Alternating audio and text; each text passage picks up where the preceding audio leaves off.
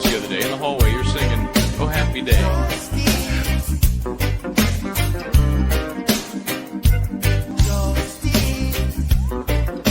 One word prayer. Justice, where are you? And hey, welcome to Justice Serve TV. Michael Bryant here. Going solo today. As we know, LKB, Linda Kenny Bodden, is helping those young minds of mush at Harvard Law School learn about trial practice. Really, the best thing they're going to learn in their 3 years of law school is how to actually do it. You know, when you walk out of law school, it's not like, hey, I'm ready to just go into court and do my thing. No, everything it's foreign. So fighting the good fight there with those students this week. But I just want to get on today and talk a little bit about Jamel Demons. You know the Melly case. It's been in and out of court for the last number of years. Just as a way of background, just to cover some of the background details, October 2018, there is a shooting. 2 people are killed. Anthony Williams and Christopher Thomas, you may know them better as Sack Chaser and Juvie, respectively. And picked up on the charge is Jamel Demons, who, of course, is YNW Melly. You'll remember, when was this? Summer of 23. I remember we were covering it on Law and Crime Network. That's when the trial took place. And after the jury kicked it around for a number of days, in fact, were hung for 3 days after getting the dynamite charge, they came back. We got to figure it out.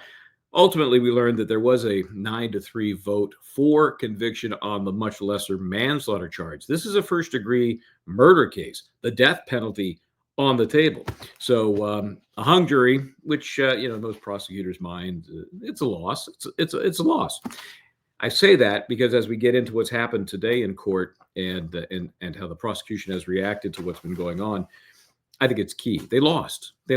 And now, as we've seen with so many of these other cases, Karen Reed, YSL, when the prosecution looks bad and when they lose, they don't back off. They seem to get entrenched. They seem to be even more outrageous in attempting to cut corners, perhaps. And you'll remember in this Demons case in the original trial, you remember Christine Bradley? I always got that confused because there were Brady violations and there was Christine Bradley. Well, Bradley was ultimately removed from the case because of Brady violations, because, as you know from Brady, you've got to turn over to the defendants and the defense team any evidence that might be exculpatory, anything that might lessen the likelihood that they might be convicted or that they might actually be guilty. Didn't happen. Christine Bradley retained a lot of the information that ultimately the court decided may have been helpful to the defense, and she was kicked off the case. You might also remember a very popular detective in the case. He is still working on the case. In fact, they wanted to take his deposition again, Detective Moretti. His testimony was so important and so interesting that they're still trying to figure out what he's going to say this next time around. Remember, the trial has been reset for September 10th of this year. And so it's going to happen. At least that's the current schedule. And based on what we saw today in the hearing with Judge Fine, I think there's a pretty good chance it is going to go forward. So that's the background. Let's bring you up to speed on where we are today. So they're in court today because there were a number of motions on the docket that had yet to be resolved. But those were superseded today by this issue of conflict. The question became, were the attorneys representing YNW Melly conflicted in such a way that they could no longer properly represent their client? And what's this have to do with? After the trial, remember the trial ended July 22, 2023. In October, months later, the DA's office, or as they call them there in Florida, the Attorney General's office, they brought new charges against YNW Melly, and these were for witness tampering. That was the allegation. Again, that was in October. So connected with that apparent investigation was one of YNW Melly's attorneys. Now, you remember Raven Liberty? I always thought it was ironic that she was an attorney named Liberty and has been in trouble with the law a couple of times. Anyway, so she has now been investigated for her actions in connection with any witness tampering. Interesting. love to know more, and so would the defense. And that's what the primary focus of this hearing was today, because you can't get to all these other motions that are pending prior to trial until you find out whether the defendant is going to retain the same attorneys. If he has to get a new attorney because there is a true conflict between Mr. Demons and Ms. Liberty, and by extension, maybe his whole defense team, well, you got to let those pieces fall into place before you can move forward with the substance of the trial. So I thought it'd be a good idea just to pop in on, kind of chopped up some of this hearing into what I believe, my own personal opinion, I believe are the most important elements. And so, as we'll stop and start this as we go through it, because I think there are some points to be made, and we're gonna do that together, shall we? So again, this is in Florida. You see in the front row of the courtroom, let me tell you this, in the front row, you see the bar there on the hard right? That's the bar. Past the bar is the well. This is a tiny courtroom. There's only like 3 rows of seats, and they're family and supportive members for Mr. Melly in that front row. So what I found interesting was this place it was kind of empty. You'll see that when they pull back, there's only 3 rows. But watch what happens. Here's the bailiff now approaching. That was Judge Fine. Here's the bailiff now approaching these folks all sitting in the front row of this empty courtroom and making them move. Yeah. Why? Why would you do that? Well, I'm sure it was racially motivated, of course. Who am I? Am I Joy Reid on MSNBC? Everything's racially motivated. No, I mean, the bottom line is in virtually all courtrooms, that front row during proceedings is reserved for law enforcement, attorneys, perhaps witnesses, expert witnesses, part of the teams of those who are presenting cases in front of the court. So nothing more funny or special about it than that, but it just seemed odd in a totally empty courtroom to worry about moving these folks into the second row. Anyway, there is Mr. Demons. He comes in. I think it's interesting. One of our mods, our star mod, Dizzy, she thought that he looked better today than he has in the past. I thought he looked a little more kind of sullen, a little more maybe kind of figuratively beat down. But anyway, there he is. Is that the first thing we need to know whether this liberty is still. Moment here. Finally, the judge takes the bench. He's looking at other matters, and now everybody's queued up. And counsel for Mr. Melly really focuses the court on what's going on. The court has just read off, I lost track of the count, I think it was like 30 some pending matters in this case, either brought by the defense or brought by the prosecution, that are yet to be resolved. Some are sort of simple motions in limine that you'd see before any trial, but others are more gutsy than that. So before they can even get to that, counsel for Mr. Demons wants to advise the court, where we really are. Under investigation. We were told before the hearing by the state, I have no reason to doubt their word, that she still is under investigation. So that raises for us a number of problems. It may look on the surface that the only thing is, does Miss Liberty need to get permission from Mr. Demons to stay on the case and for him to waive conflict, but it's much deeper than that. And the reason why it's much deeper than that is we don't know what the state has subpoenaed. We do not know what they have in their possession. We do not know, other than the Apple accounts, if they've subpoenaed other things. Therefore, we do not know whether communications that we have had with Miss Liberty have been intercepted, and therefore, we've been told that nobody else on the defense team is under investigation, but there are certainly confidential communications that we would have had with Miss Liberty. There are communications about trial strategy that we would have had with Miss Liberty that we do not know who is in possession of them, what is going on with them. Now, the case law seems to be pretty clear that during this type of process with an attorney who's on a case, that the state is bound to return innocent or innocuous or confidential communications to Miss Liberty. But she has not received any. In fact, she didn't know there were any that were to be received until the date that's mentioned in the motion. Okay, so, and you might be wondering, why is Miss Liberty not there? Well, she's snowed in somewhere. She was apparently in Montana, got delayed, snowed in there. At the time of this hearing, she was en route from her new destination from Montana, which was, I guess they got her out to Phoenix. And then she was on her way from Phoenix to southern Florida. So she's not even there to deal with this.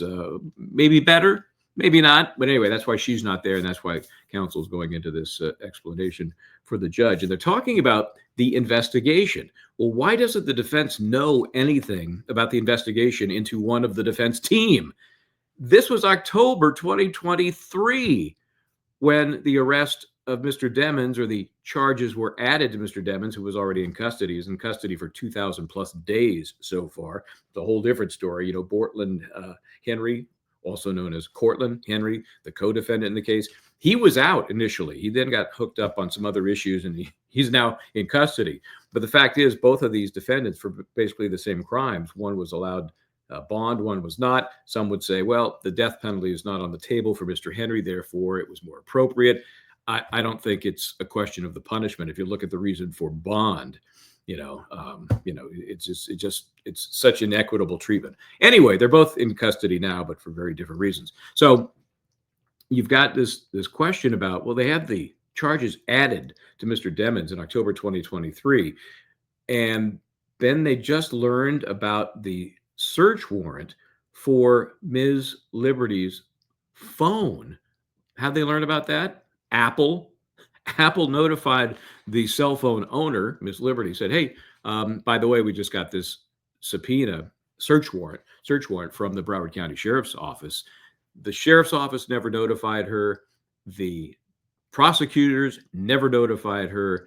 And so this has been underway for months, and nobody has shared any of the information with the defense team. Why is that important? Well, how is the defendant, the most important person in this mix, how is Mr. Demmons supposed to know whether there's a conflict in his case with his own attorney and attorney team unless he knows what the investigation is about? And you'll see as we continue to watch some of this that the judge was kind of sort of getting it. You know, at some point he had to call the prosecution. So where does that put us? As I said, we've been told that the defense team, other than Miss Liberty, is not under investigation. But we do know that there's an ongoing investigation. What we have now been working for nearly a year, or over a year, with the state being in possession of documents dealing with Miss Liberty. If in fact Miss Liberty has to get off the case because of the conflict that she would have, this is a year too late. We should have been informed of this a year ago. So the defense team and Miss Liberty, and therefore Mr. Demmons, for a year are working on this case with the state knowing that there's the potential that Miss Liberty will be indicted or an information filed against her in the exact same case of tampering with evidence and with witnesses. And if that becomes the case, she obviously, whether there's a conflict or not, that has been waived up until that time. I think the case law is pretty clear. At that time, if she has charges against us, she has to bail out. These questions. See, you know, look at it this way. So they were working on this for a year under the impression that they are going to be the defense team handling the case when they go to trial, but something pops up during the investigation that has not been shared in any way with the defense. And I'm not saying the whole investigation should be shared, but you should have the search warrant. You should have the affidavit by some affiant that's probably a cop saying A, B, C, and D is what we believe, and we need a search warrant to confirm those things. That at the very least should be shared. So what if a year plus 6 months into this, something pops up that suggests a legitimate conflict, and Mr. Demmons either can't waive it because it's not in his best interest, or, you know, as a matter of law, he may not be able to waive it. Why are you hiding the ball from the defense in this case? And I look at this in the context of what they've already done. We've talked about it here. Christine Bradley, out because of Brady violations. Detective Moretti, questionable at best. You've been caught with your hand in the cookie jar once. You should be bending over backwards to do it the right way, to, I don't know, do the right thing. But that hasn't happened in this case. And this is, there's a lot of players in this case. I get them all confused. Alexandra Buckaloo is the person who's the back of her head you see there with the brown hair. She's the ASA, as they call them there, Assistant State Attorney. She's now involved in the case. And, not doing well. Let's continue. Questions answered. It's not just a simple, is there an ongoing investigation? We need to know the extent of it. We need to know the whys of when it was instituted and why wasn't it, why didn't the state, wait for this matter to be over?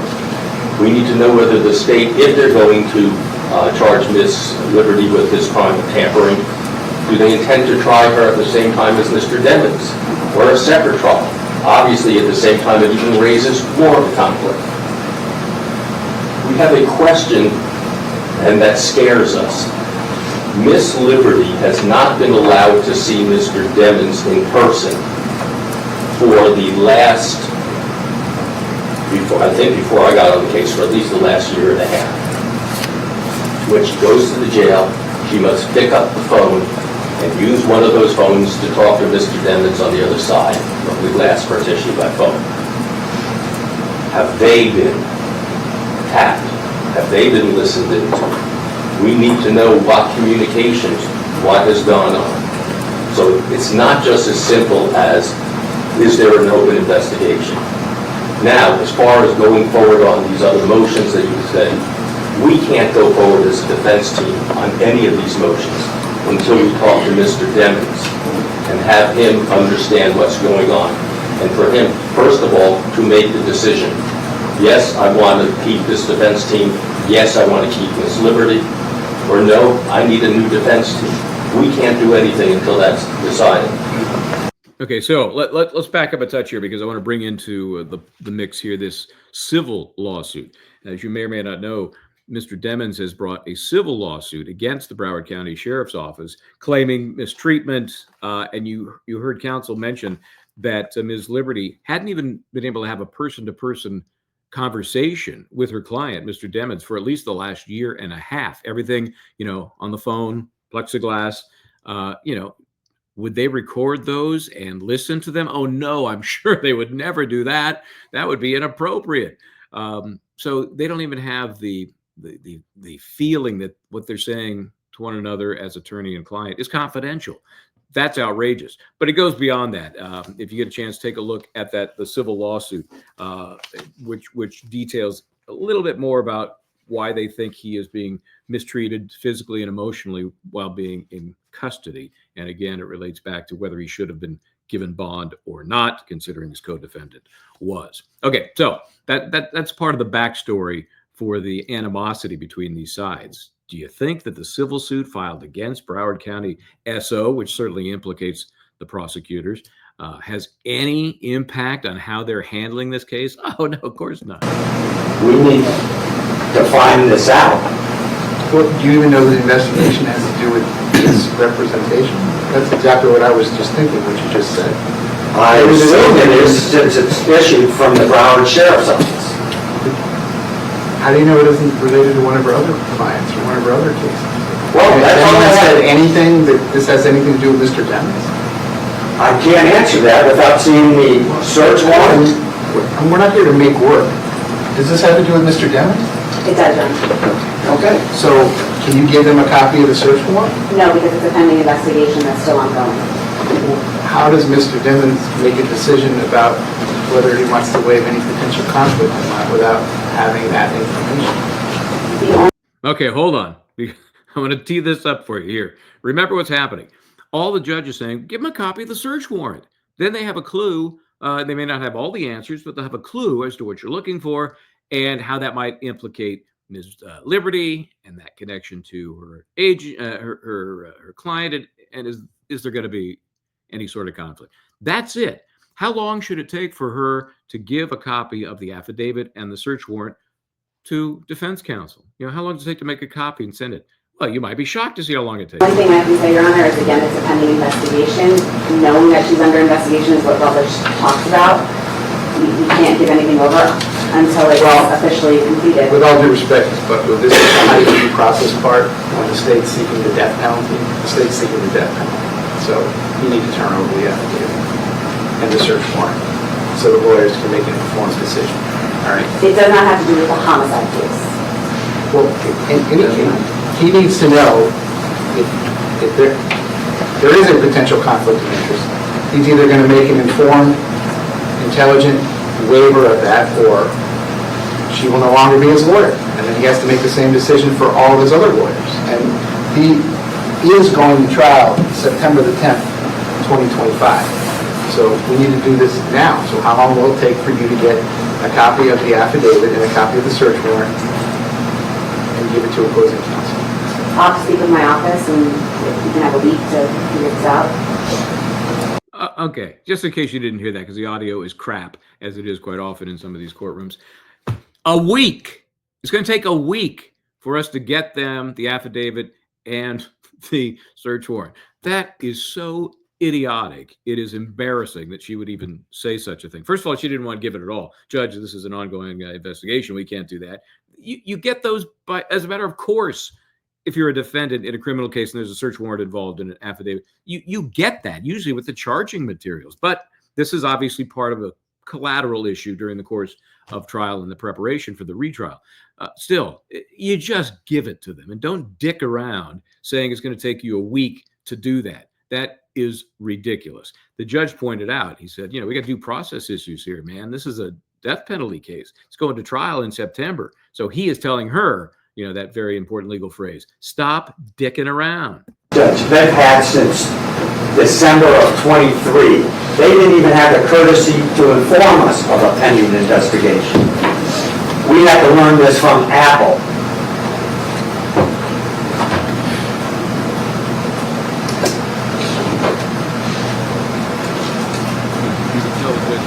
But you're telling me it relates to this case. To the tampering case. So why would this be different than any other search warrant in any other criminal case? The defense counsel would be entitled to it. Because she's not a subject that's been charged yet, potentially could be. It's pending investigation. All I can say is, again, pending investigation, there is a team in place, and it's still pending. So it's not like we have to handle her discovery to her. She's not a listed defendant yet. No. Okay, so here's this genius legal argument. Well, Miss Liberty, she's not a defendant. She's not been arrested or charged. Therefore, it's not the same as a situation in which we would give this over to defense counsel because this is an ongoing investigation and she's not really anything yet but the subject of the investigation. Well, that's fine, but you're ignoring the impact it has on the case, on the defense team, on the existing defendant. So quit, you're playing games here. And you guys have proven in this prosecutor's office, you're not very good at playing games. So why don't you just play it straight for once? But let me repeat myself. Mr. Devins has to make an informed decision about who he wants his lawyers to be. He's now been sitting in our jail for 2,159 days. So how long would you like to be able to make that decision? I can't determine when the investigation will be over. That's up to the Broward Sheriff's Office, but I can, as I said, I'm just asking for a week to determine whether or not we need to file any sort of motion to prevent the search warrant from being handed over. Well, as you can see, Jamel Demons gets it. He's I think the kids call it, he's SMH, shaking my head. And so it ended soon after that, and they agreed to talk about it. I'd be shocked if by tomorrow morning the defense does not have a copy of that warrant and the affidavit. The court had cleared 2 days to handle all of these matters, today and tomorrow. But now, because of this conflict issue still unresolved, they don't know if they're going to do anything tomorrow. And the judge is, he's getting ticked because this thing's going in September. Where am I going to squeeze this in? It's not like the court is just sitting around going, hey, if you guys got time, let's get together and talk about this case. They got other stuff to do. So I would think, here's what I think is going to happen. First of all, I don't think Demons is going to issue a conflict announcement. Like, I can't work with these folks. And part of the reason is I think he truly, let me see if I can share this with you. I think he really appreciates and likes working with Raven Liberty. I mean, there's video of them having, private conversations with laughing and, having a good time, as best time you can have, I guess, if you're, on trial for double murder and your life is on the line. So I think it's gonna be a shocker if he doesn't waive any conflict and they move forward from here, which is probably the best way to go. The only thing that can change that is if something is in that search warrant or the affidavit that suggests that there's a conflict we can't avoid. And sometimes, as a matter of law, even if the client says, I waive the conflict, you can't. The law kind of steps in to protect you from yourself. But it's got to be pretty extreme, pretty egregious. So that's what happened today, and that's what didn't happen today. I just want to get on, throw that out there. I was a little annoyed. I don't know. I hope it didn't bother you if I was too annoyed. But it's just this pattern we're seeing from prosecutors' offices, especially when they've lost. And I'm sorry, a hung jury is a loss, especially when you're looking at double murder with the death penalty involved. They amp it up. They double down, as they say. And it's a bad look, and it doesn't help anybody in the system. And ultimately, it usually backfires on the prosecution. Also, the Ty Tucker, our buddy Ty Tucker, also in Florida. That case where he represented himself and got a mistrial. And then they started to, beat their chest. And the next thing you know, they give him a plea deal. It's basically, jaywalking. So anyway, we will obviously keep track of this. Hey, I want to point out tomorrow, as Linda Kinney Bodden continues to educate the youthful legal minds of this country, we're going to have a special guest host, and he's going to be very familiar to you because, he was a law and crime dude. Bob Bianchi will join me tomorrow, and we will pick up on primarily the Karen Reed case. Tomorrow is the follow-up, the continuation of that hearing with the dog bite expert that the defense put on the stand in the first trial, which again led to a hung jury. And now the prosecution wants her bounced. And they had a part of the hearing was a couple of weeks ago. Now they're going to wrap that up. Cross-examination has been underway with new counsel for the prosecution. So we're going to jump into that. And again, Bob Bianchi will be joining me for that. So I'm looking forward to seeing the, it's like we're getting the band back together. So join us again. In the meantime, I'm Michael Bryant. Hey, try to do the